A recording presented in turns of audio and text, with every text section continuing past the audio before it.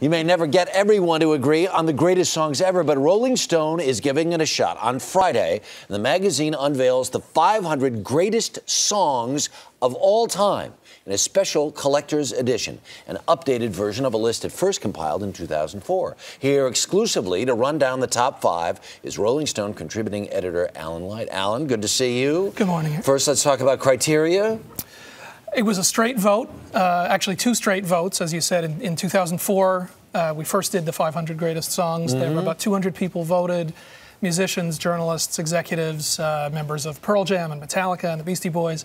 And then last year we did a best of the decade. Right. And so in wanting to revisit this, we kind of took those votes and then fused those and turned them into a new list. All right. Before we get to the top 5, you'll notice as you go out and buy this on newsstands that it is very 60s and 70s centric. It is very much a baby boomers list. There's not much hip hop. There's not much of a lot of other stuff on there. There's a decent number of hip hop, and in truth, we added about 25 to 30 songs from the last 5 years since the last list. So there's new stuff. All right. Number 5. Why is Aretha Franklin Respect number 5 on your list? Well, Respect is certainly an anthem for women, a song that Otis Redding wrote that was great enough when he did it, that she took and really transcended, and somebody that Rolling Stone named the greatest singer of all time just last year. Very good point.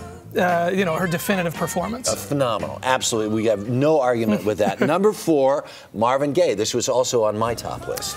Well, What's Going On was really a transitional song, a song that showed that R&B and soul music could be protest music, could be socially aware. It didn't sound like anything else out there, and certainly one of my favorite singers of all time. And it's also a song, if you ever hear it, you never turn it off. Ever.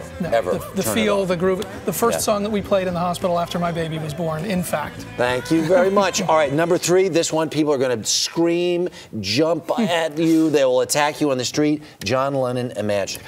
Well, I don't know that there's much fight with that. What's interesting to me is that Imagine came in higher than any Beatles song did. There are more Beatles songs than anybody else on this list. Right. But Hey Jude at number 8 was the highest one. But Imagine has become such a global anthem, so meaningful to so many people, such a flawless melody. A lot of voters behind that. Number 2, I have no fight with this one either, because I think this actually exemplifies when the Rolling Stones hit it. Satisfaction, the greatest guitar riff of all time for sure. The Stones defining what rock and roll spirit could be, defining a completely new attitude, and a song that still gets your blood racing however many years later. And last but not least, Bob Dylan, and people will wrestle you to the street on this one.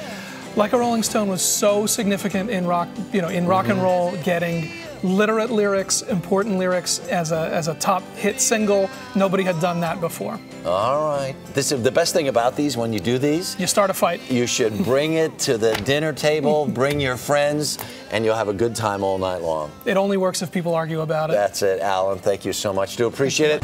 A lot happens early on The Early Show, weekday mornings on CBS.